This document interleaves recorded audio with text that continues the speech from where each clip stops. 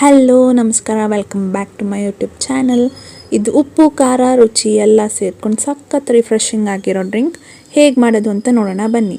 ಮೊದಲು ಒಂದು ಮಿಕ್ಸಿ ಜಾರ್ಗೆ ಖಾರಕ್ಕೆ ತಕ್ಕಂತೆ ಶುಂಠಿ, ಹಸಿರುಮೆಣಸಿನ್ಕಾಯಿ, ಪುದೀನ ಸೊಪ್ಪು, ಉಪ್ಪು ಸ್ವಲ್ಪ ಜಾಸ್ತಿನೇ ಹಾಕ್ಕೊಳ್ಳಿ, 1 ಸ್ಪೂನ್ ಸಕ್ಕರೆ ಮತ್ತು ಸ್ವಲ್ಪ ನೀರನ್ನ ಸೇರಿಸ್ಕೊಂಡು ಇದನ್ನು ಚೆನ್ನಾಗಿ ರುಬ್ಕೊಳ್ಳಿ.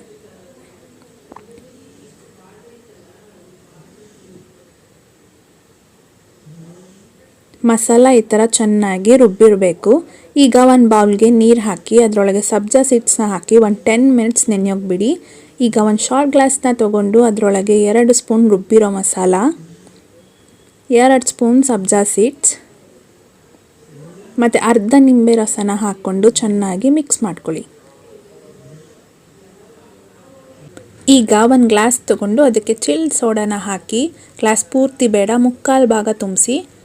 ಈಗ ಈ ಶಾರ್ಟ್ ಗ್ಲಾಸ್ನ ಅದರೊಳಗೆ ಹಾಕಿ ತಕ್ಷಣವೇ ಕುಡೀರಿ. ಶಾರ್ಟ್ ಗ್ಲಾಸ್ ಹಾಕ್ಕೊಂಡ್ರೂ ಪರವಾಗಿಲ್ಲ, ಅಥವಾ ಒಂದು ಚಿಕ್ಕ ಬೌಲ್ ಅಥವಾ ಒಂದು ನಾರ್ಮಲ್ ಗ್ಲಾಸಲ್ಲಿ ಮಸಾಲ ಮಿಕ್ಸ್ ಮಾಡಿಕೊಂಡು ಆಮೇಲೆ ಇದಕ್ಕೆ ಹಾಕ್ಕೊಂಡ್ರೂ ಸಾಕು. ಇದನ್ನು ಖಂಡಿತ ಟ್ರೈ ಮಾಡಿ, ಹೇಗಿತ್ತು ಅಂತ ಕಮೆಂಟ್ ಮಾಡಿ ತಿಳಿಸಿ. ಈ ವಿಡಿಯೋ ನಿಮಗೆ ಇಷ್ಟ ಆದರೆ like, share and subscribe to my YouTube channel.